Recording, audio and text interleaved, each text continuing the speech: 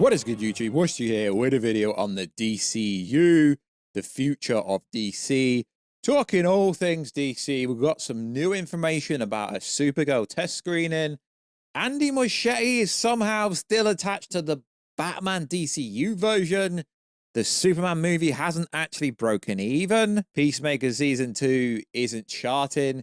It's not looking very good for DC, but it's not the end of the world because I still believe DC can come back with a Batman Part 2, although that is Elseworld. And I believe the Supergirl movie will do good. Also, it filmed in the UK, which means they get 30% of production value back. So it won't have to make as much money. And that's where the Superman movie went wrong. It cost far too much. So, yo, what is freaking good, YouTube? Wish you here. If you are new around here, make sure to subscribe to never miss any of the Marvel, DC, casual, monsterverse, pop culture-based content I try to deliver on a daily basis. Subscribe to the channel, turn notifications on, and let me know how freaking excited are you about the future of DC. If you like Superman, you pretty much are quite excited about it, but I don't know, it's a bit hit and miss at the moment for me. Also, check us out on Instagram at Warstu to see the beautiful face when be voice. Check us out on TikTok, Warstu, to see the beautiful face. And check us out on Twitter, WarstuG. So, DC Studios quietly held a screening for Supergirl last week with a select group of executives and a few members of James Gunn's trusted stable. Although how Superman went, I don't know how trusted that is. So, Michael Rosenberg has seen something from Supergirl and says it looks awesome. I think the new Supergirl is going to be good. I saw something and thought it was awesome. I was like, whoa, this is freaking cool. But can you really trust people inside his DC stable? Probably not. So Millie Alcock is a good actor from House of Dragons, and her role in the Superman movie, although it was brief, she literally stole the show. So according to the internet and scoopers, the reaction was generally positive to mixed, with some reports suggesting it was well received and others indicating it was mixed, and even problematic. Feedback from a screening on the Warner Bros. Lot. The version was low quality, cut, common practice used by filmmakers. We know all this. So apparently it was generally positive with some misreactions. There's a lot of heart and emotion. The movie was described as having heart and emotion and better character development and pacing than the Superman movie. That really would not be hard. Positivity, some insiders suggest the rough cut was well received. Some people loved it. Strong actions. Fans are expected to be pleased with the action, with one report slating it's similar to Man of Steel. I believe it could be because we know it's not going to be like PG-13. We know it's going to be a bit more kind of, you know, like a movie should be. But then again, there's negative reaction. Reports claim that some even said people walked out and said it was mid. These are just kind of reactions that are across the internet thus far. So also in the news, I don't know how, but Andy Muschietti reaffirms he's still attached to direct the DCU Batman Brave and the Bold. I don't know how. I don't know why. You can't put all the blame on the Flash movie on him. You kind of can because it was his movie. James Gunn gave him notes. I mean, really, I see the Flash movie as the first movie in the DC universe. Why? Well, because the Suicide Squad kicked everything off.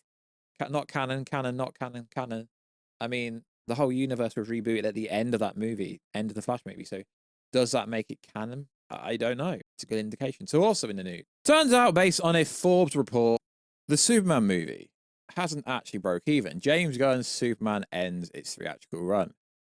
How much money did it make? So we're not going to read all of it, but we'll read the important part. So Superman had a production budget of $225 million plus a worldwide marketing budget of $125 million via Variety reported after the film was released in theaters in July. Given the film generally splits their tickets 50-50 with theater owners, this means the Superman movie theatrical net equates to nearly $308 million. The amount, of course, does not reflect any residuals or that are being paid out or miscellaneous expenses associated with the film. So people assume because it made most of the money in America that all the money made at the box office would go strictly back to the studio. That's not how these things work. Even going with the 308 million before taking out other expenses into account. Superman net falls below 350 million. Warner Brothers spent on the production on their film and marketing, which basically means you'd have to double that for it to break even, give or take. Whether Superman will ultimately end up making or losing money, though it is yet to be determined, studios generally don't confirm things. Since Warner Bros. Will earn more money from the premium video on demand and streaming video on demand and other streams, including dollars earned from licensed merchandise. Interesting. So, you know, that's narrative going around that it broke even at 500 and made $125 million. Why is Forbes disputing that? Forbes is another big Hollywood trade, if you like. Not only that, Peacemaker Season 2, as much as I am a big John Cena fanboy, it's not charting. Why is that important? Well, because if a music artist brings out a new song, if it doesn't chart top 10, it's classed as doing bad. So we can only deem this on a metric of what the general audience would. Peacemaker Season 2 isn't charting. Of course, it's going to dominate on their own chart, but that's not really important. It's not charting on the Nielsen chart. So what does this mean? It means that Superman has barely broke even. Peacemaker Season 2 has not appeared on the Nielsen streaming chart thus far. Even with cameos of Lex Luthor, jump into some MCU wannabe multiversal storyline. Don't get me wrong, the storyline seems to be fine, but there's not exactly been crazy amount of good TV shows out recently. And when I say it's not charting, I mean it's not charting top 10. So the DC fandom has this narrative that James Gunn's new universe is so great that it's doing amazing and it's going to do all this stuff. But realistically, we've got to look at it from a metric point of view. It's not doing any better. It's actually doing worse than the DCU did at this point, realistically, if we look at it, right? Superman lost money or broke even. It's not really clear yet, but it hasn't broken even. So this false narrative, and I know exactly what the comments are going to say. You're just a Zack Snyder fanboy. No, but when James Gunn comes out and says, every DCU project will be independent, you won't have to watch every project to understand what's going on.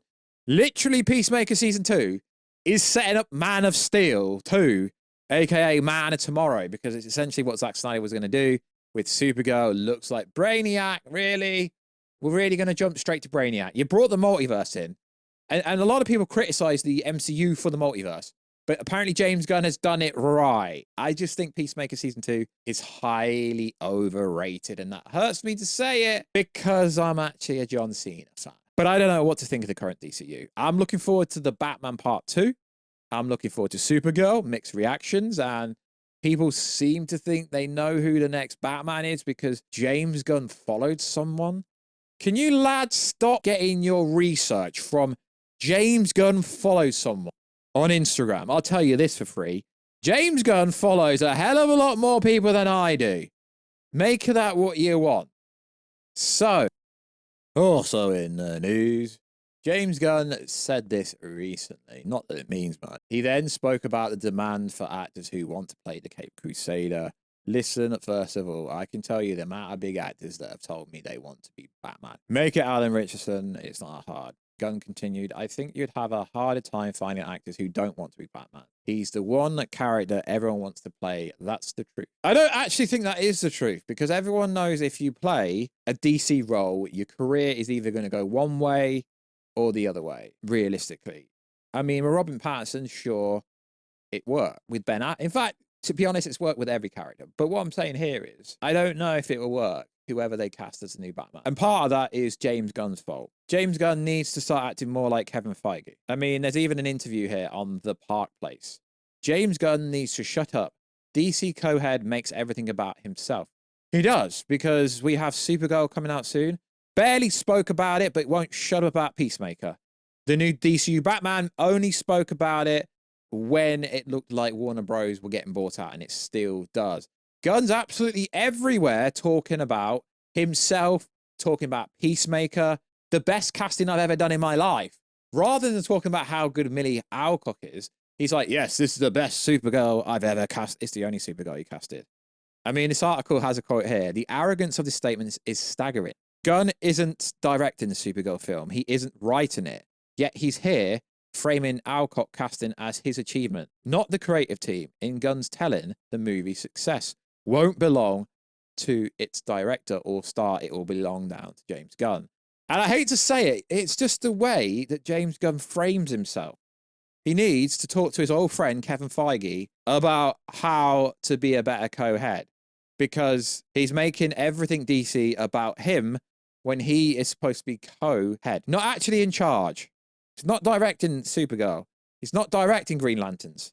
He's only directing Peacemaker and Superman. And it turned out he didn't even direct every episode of Peacemaker either. So I just find it interesting how he labeled it like it was going to be like Star Wars, and then we get the multiverse in Peacemaker. And technically, with a parallel universe opening in Superman, he framed it like it was going to be Star Wars, but the DCU is just rushing to get to Darkseid. It seems like they're rushing to emulate what Zack Snyder did, but frame it more in an MCU point of view. And sure, critically acclaimed, all his stuff does well, but if that Forbes report is true and Superman didn't even break even, I mean, sure, Warner Bros. Said 500 million's enough, but that doesn't mean it actually made money. And I always said it would be closer to 700 to break even, and it seems like I'm right. But the reason I've not made much DC content at the moment is because there realistically isn't much to talk about, and it's hard not to be negative about DC when DC's performing worse than it was in the DCEU, and you're going to say, no, it's not. We're not talking about the last 5 years in DC. Zack Snyder left in 2017. Yeah, let that sink in. Yet you're still going to blame Shazam 2 and Black Adam on Snyder when Snyder wasn't even there. So I want to cover DC again, but it's hard to be positive when they're not actually doing anything good and nothing is really going well. And he's talking about cameos, and he said cameos shouldn't be in stuff. Then you bring Lex Luthor into Peacemaker because it sets up Man of Tomorrow, and Nicholas Hoult is the biggest actor in the DC universe. I'm trying to be positive, but there isn't really much to be positive about with DC at the moment, except for the Batman Part 2, but we don't really have much to talk about that I haven't already gone over. So like always, guys, let us know everything down below. If you think I'm a DC hater, if you think I'm a Gunn hater, let me know, because I'm neither and or, to be honest. I just want DC to make good movies, which they haven't. Hopefully Man of Tomorrow isn't just exactly what I think it's going to be. Hopefully he can mature it up so it's for a maturer audience. No, that doesn't mean it needs to be dark. It just has to be, not be this happy-go-lucky kind of Superman that no one wants. So like always, guys, check us out on Instagram at Warstu. Check us out on Twitter, WarstuG, and I'll get you in another video very soon. Catch ya later.